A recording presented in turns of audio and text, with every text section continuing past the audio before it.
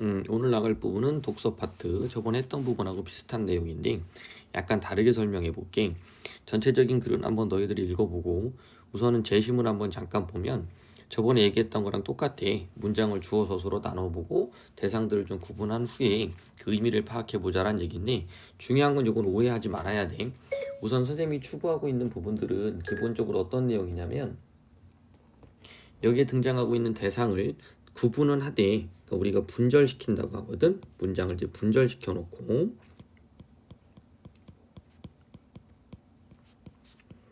그 부분을 주어 서술로 연결하고 그 다음에 필수 성분을 첨가시켜서 전달하려는 의도를 파악하자 이렇게 되는 건데 이게 기본적인 내용이야. 하지만 이제 여기에서 멈추면 안 되고 한 단계를 더 나가야 되는데 그것에 대한 설명을 한번 해줄게.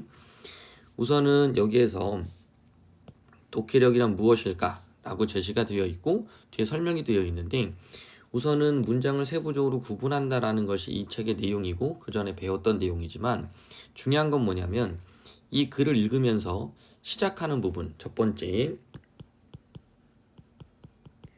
출발하는 부분에 대한 정확한 인식을 해주고 정보를 나눈 후에 그 정보들이 나올 때 어떤 관계성을 이미 지니고 출제가 되는 또는 제시가 되는 그런 문장들이 있단 말이야. 단순히 정보 하나만 제공되기 때문에 글의 흐름이나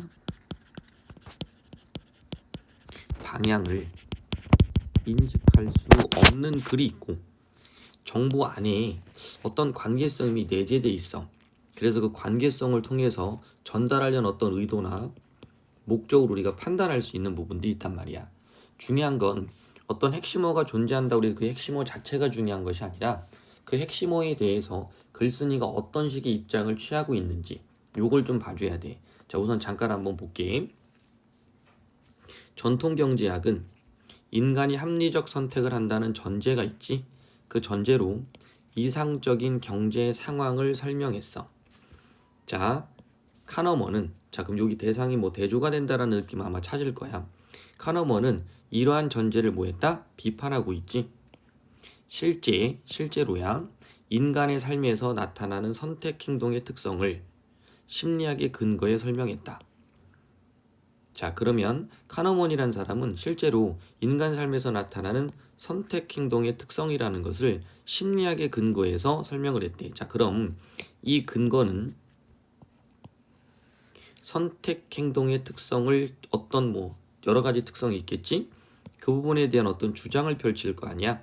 이런 행동 특성이 있다. 그것은 심리학적인 것에 근거를 뒀단 말이지. 자, 그다음 그 결과 어떤 모습이 나타났냐? 인간의 선택 과정 영향을 주는 요인들에 주목해서 행동 경제학이라는 새로운 분야를 만들어냈다는 거지.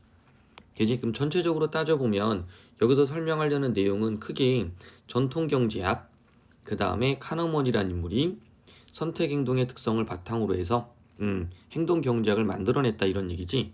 자, 근데 세부적인 내용을 잠깐 한번 볼게. 전통 경제학에서 하고 싶었던 건 뭐지? 이상적인 경제 상황을 설명하고 싶었던 거야. 그런데 이상적인 경제 상황이 되기 위해서 인간들이 합리적 선택을 했다는 거거든. 하지만 카너먼이라는 인물은 이 전제를 비판했잖아. 자, 그러면 합리적 선택을 하지 않는다라는 것은 이상적인 경제 상황이라는 걸 전제할 수 없다는 거야. 그럼 합리적 선택을 하지 않았을 때 이상적인 경제 상황이 만들어지지 않을 걸까? 이런 부분들에 대한 설명을 우리가 또 한번 해봐야 되겠지. 그러면 이 글을 단순하게 핵심어구로 이해한다면 그냥 아까 말한 대로 전통경제학이라는 게 존재할 거고, 그지? 그 다음 뭐 합리적 선택을 전제로 해서 뭐 이렇게 했을 때 카너먼이라는 인물이 나올 거야. 그럼 여러분들은 단순하게 이 대상을 가지고 이양 대립이라는 걸 생각할 텐데 중요한 건 뭐냐면 여기 나와 있는 합리적 선택을 한다는 전제로 이상적 경제 상황이고, 자 카너먼이라는 인물은 인간이 합리적 선택을 하지 않기 때문에 이상적인 경제 상황은 만들기 어렵다든지 또는 합리적 선택이 아니고 다른 어떤 특성을 가진 선택을 하기 때문에 이상적인 경제 상황이 나온다는 둥 뭐 이런 식의 이야기를 하겠지. 그러면 여기에 등장하고 있는 경제학자와 카너먼이 이양 대립의 특성을 지니는 이유는 이 부분일 거라는 거지.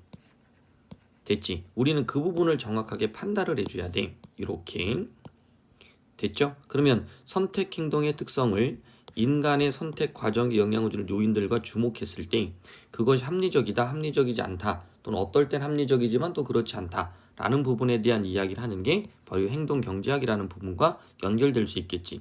자, 그러다 보면 이 글이 도대체 어떤 방향으로 흘러갈 것인지, 그래서 위에서는 단정 금물이라는 부분이 바로 뭐냐면 첫 번째 문단의 하나의 내용만 읽고서는 이 글이 어디로 흘러갈지 굉장히 복잡하고 미묘하다는 거야. 그런데 우리가 이렇게 관계가 나와 있는 글인데도 그것을 그냥 단순하게 전통경제학과 카너먼의 이야기 이렇게만 선택하면 안 된다라는 거지. 자, 그럼 결과적으로 어떤 내용이 나오는지 2019학년도 3월 고1 학력평가를 한번 여러분들이 살펴볼 필요성이 있어. 그래서 맨 마지막에 봤을 때 글쓴이가 이런 방향으로 흘러가고 있구나 라는 것을 여러분들이 연결을 해줘야 되는데, 우선은 그런 것들을 하기 이전에 이미 여러분들은 여기에 나와 있는 문장을 구분하는 방식, 내가 가지고 있는 지식, 이런 것들을 좀 봐줘야 된다는 거겠지. 자, 그렇게 한번 생각하면 이렇게 한번 보자.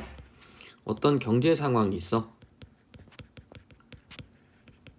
됐지? 그런 경제 상황에 이상적인 모습이 있을 거고 그렇지 않은 것이 있을 거란 말이지. 전통 경제학에서는 이런 이상적인 모습이 인간이 합리적 선택을 하기 때문에 일어난다고 생각을 했지만, 실제로는 그 행동에 어떤 행동일까? 그렇지, 선택적 행동이겠지. 그 행동에 영향을 주는 여러 가지 요소들이 있었다라는 거야. 그거에 따라서 합리적일 수도 아닐 수도, 또는 합리적이지 않다라는 쪽의 방향을 만들어낼 수 있겠지. 자, 그러면 어떤 내용으로 의견이 수렴될 건지를 우리가 판단을 한번 해보면서 뒤에 글을 읽었을 때 이 내용의 다음이 어떤 걸로 연결되는지를 좀 찾아야 된다는 거야. 좀 복잡하긴 하지만 여러분들이 글을 단순하게 읽으면 안 되고 약간 이해를 해줘야 돼. 알겠지? 요건 이제 다시 뒤에 가서 또 설명을 한번 해줄게. 자, 우선 뒤로 한번 넘어가 볼게. 전체적인 내용은 이런 것들을 이해하라는 뜻이니까 한번 쭉 읽어보시고요. 중요한 건 뭐 표시를 했으니까 여러분들도 아마 느낌은 있을 거야. 읽어보고 모르는 건 한번 물어봐 주시고요. 좀 꼼꼼하게 정리를 한번 해서 읽어줄 필요성이 있지. 자, 뒤쪽도 마찬가지야. 여기 예시를 한번 잠깐 볼게. 여기서 설명하는 예시는 문장 독해부터 익히자 그래서 문장을 정확하게 읽고 그 다음에 단어를 읽고 문단을 읽고 글을 읽자, 뭐 이런 얘기가 되겠지. 자, 그러면 밑에 한번 잠깐 읽어보면 요거는 지문이라고 쭉 나와 있어. 그림 A의 소실이 계약 체결 전이었다면 그 계약은 실현 불가능한 내용을 담고 있기 때문에 체결할 때부터 계약 자체가 무효이다. 자, 요거는 그림에 대한 이야기가 나와 있으니까 어떤 예시를 바탕으로 됐지, 전달하려는 의미를 녹여내고 있어. 그러니까 여기에 등장하고 있는 구체적인 어떤 예시들을 좀 없애본다면 그 전달하려는 의미가 좀 나올 수 있겠지. 그럼 밑에 선택지를 여기 뭐 제시해 줬는데 한번 잠깐 읽어볼게. 실현 불가능한 것을 내용으로 하는 계약은 무효이다. 자, 그러면 계약이 성립하는 경우가 있고 성립하지 않는 경우가 있을 때, 됐지? 그럼 그 계약을 무효로 보는 경우는 어떤 것이냐? 그러면 이 계약이라는 것이 성립 조건에 대한 이야기가 될 수 있다는 거지. 됐지? 자, 다시 올라가 볼게.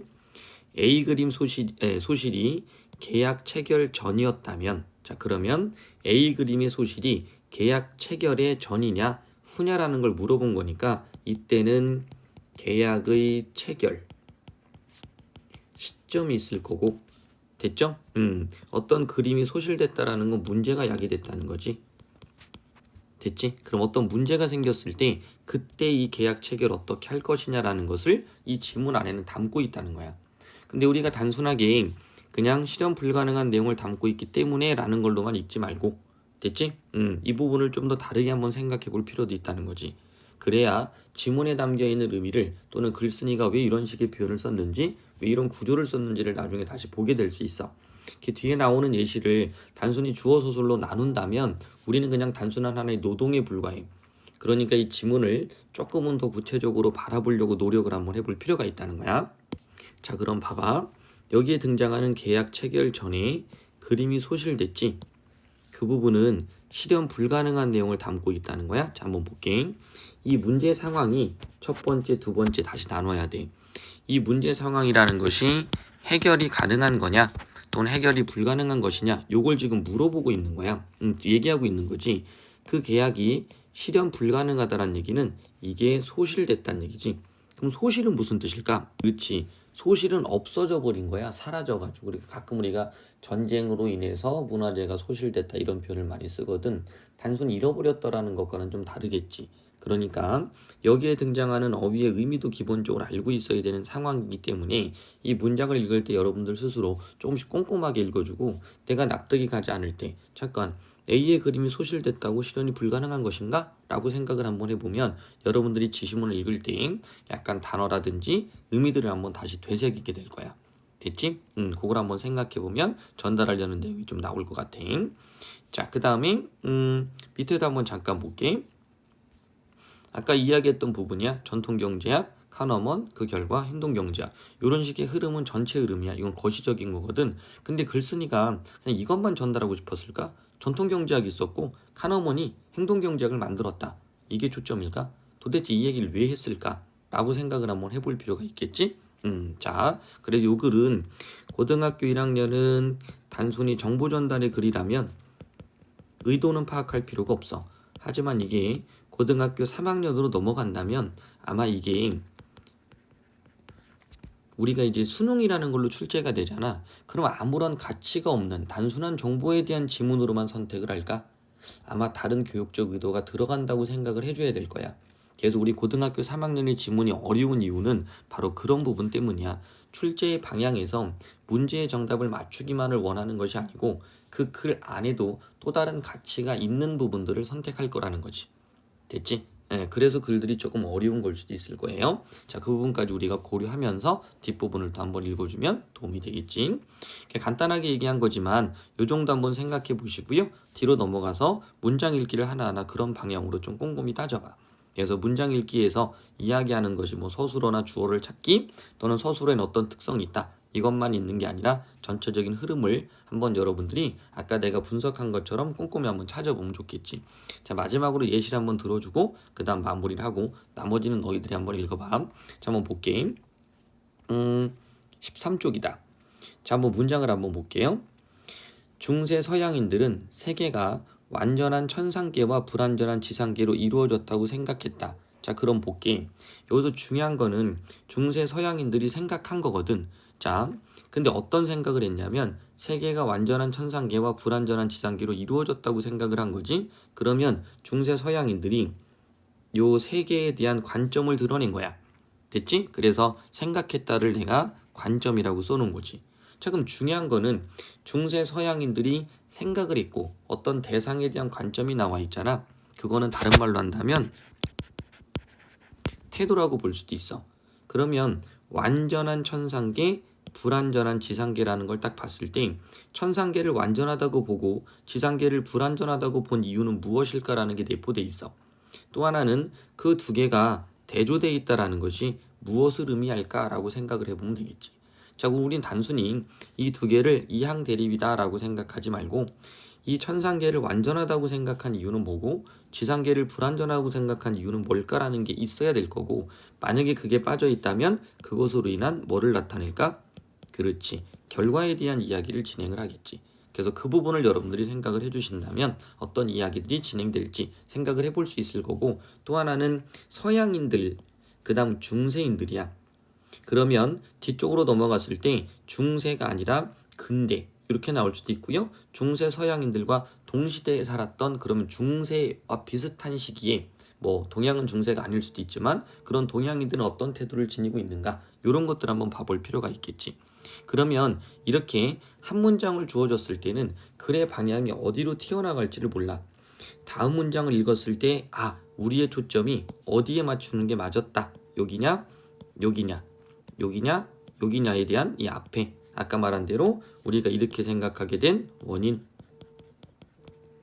이쪽에 초점을 맞출 건지 아니면 결과 요걸 건지를 생각하면서 읽으라는 거지. 됐지? 자, 밑에다 한번 읽어볼게.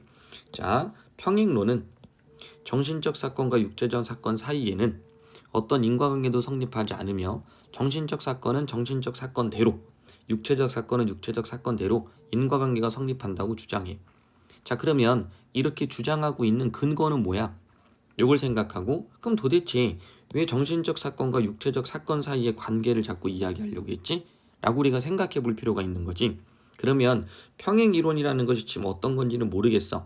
그죠? 평행이론이 그러니까 왜 주장을 했는지는 모르겠는데 이 부분에 대해 성립하지 않고 이런 것들이 성립한다는 근거를 뒷부분에 제시할 수도 있고 자, 그 다음 또 하나 정신적 사건과 육체적 사건에 대해서 왜 우리가 인과관계를 따져야 되는지에 대한 이유가 어느 정도는 또 전제가 돼 있어야 되겠지. 그러면 글쓴이가 이제 앞부분을 주지 않고 뒷부분만 이해했을 때 과연 우리가 이 글을 납득할 수 있느냐야. 그러다 보면 이 부분도 아마 풀이가 될 거라는 거지.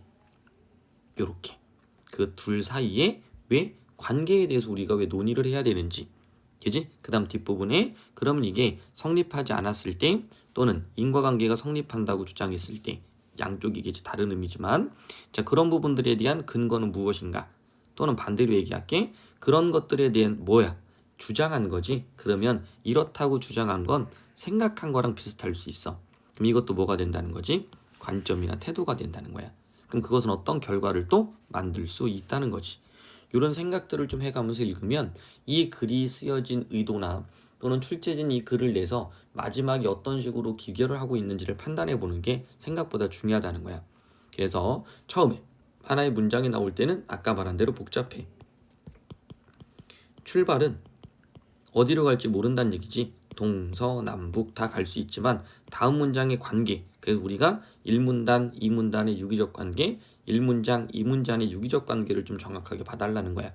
그래서 되도록이면 글을 천천히 읽으면서 이런 사고력을 좀 키울 수 있으면 우리가 지금 단순히 나누는 글의 어떤 특징 안에 새로운 것들이 좀 보일 수도 있을 것 같아. 자 그러면 나머지는 그런 방식으로 한번 풀어서 정리를 한번 해보고 문장을 이런 식으로 한번 분석을 해봐. 그러면 우리가 주어 서술로 나누는 것보다는 조금 더 재미있을 수 있으니까 15쪽 같은 경우도 전에 한번 질문이 나와서 여기다 한번 잠깐 볼게. 한번 나눠보면 그냥 몽테스키웨는 말했어. 뭐라고 말했냐면 동양의 유교 사회를 법이 아닌 도덕에 다스려지는 사회라고 말했단 말이야. 그런데 프랑스 법률가가 유교 사회를 법이 아닌 도덕에 의해 다스려진다고 봤잖아. 그러면 잘 봐. 몽테스키웨라는 프랑스의 법률가가 왜 동양의 유교 사회에 도덕에 다스려지는 것에 대한 관심을 뒀을까? 자기가 가지고 있는 이 법이 중요하다라는 것을 전제하기 위해서 또는 이것을 주장하기 위해서 또는 반대로 이 법이 가지고 있는 어떤 문제점 됐지? 요거에 대해서 그러면 법이 아닌 도덕에 다스려진다라는 것에 중점을 둔 이유를 한번 찾아보는 게 중요할 것 같아. 자 그럼 이것도 마찬가지겠지? 몽테스키웨의 어떤 관점이 내포되어 있을 거고 그 글의 흐름이 어떤 방향으로 출발하는지 그걸 여러분들이 한번 생각해 볼 수 있겠지. 그래서 위에는 내가 이렇게 써놨거든. 중량을 좀 비교해봐라. 똑같은 문장이라고 하더라도 중량을 조금 비교해 볼 필요가 있어. 자 다시 한번 볼게. 프랑스는 어떤 사회였니? 모르겠지? 자 하지만 동양은 유교사회라는 말을 썼어. 자 그럼 유교사회가 어떤 의미를 지닐까? 자 다시 한번 대응시켜 볼게. 프랑스, 동양, 됐니? 법률, 법보단 도덕. 사람은 없다고 치자. 몽테스키웨. 그러면 유교사회를 만든 누군가가 있겠지. 그러면 동양의 누군가는 법이 아닌 도덕이 중요하다고 얘기를 했을 거라는 거지. 자 그런데 몽테스키웨의 프랑스는 법률가. 이게 중요하다고 보는 사회일까? 그런 부분들을 우리가 비교를 한번 해보면 뒤에 있는 글의 흐름이 좀 다르게 느껴질 거야. 자 그러면 요 정도 우리가 한번 정리를 해보고 나머지는 다시 한번 정리를 한번 해보도록 하자. 백인의 지혜 독서 이 책은 생각보다 잘 만들어진 책이기 때문에 여러분들이 좀 구입해서 요 책을 한번 읽어보는 것도 도움이 좀 많이 될 거야. 우리가 이제 책들에 대해서 간단하게 몇 권들을 소개해 주는 것은 여러분들이 맞는 책들을 좀 구입하고 그 책에 대한 어떤 특성들을 좀 이해한 다음에 그 책들을 방학 동안이라든지 자기가 필요한 부분에 한번 활용해 보는 게 좋을 것 같아서 이야기를 하는 거니까 그렇게 한번 정리를 해보시고요. 나머지 부분은 여러분들이 한번 풀어보고 정리한 다음에 나하고도 다시 한번 이야기를 한번 해보도록 하자.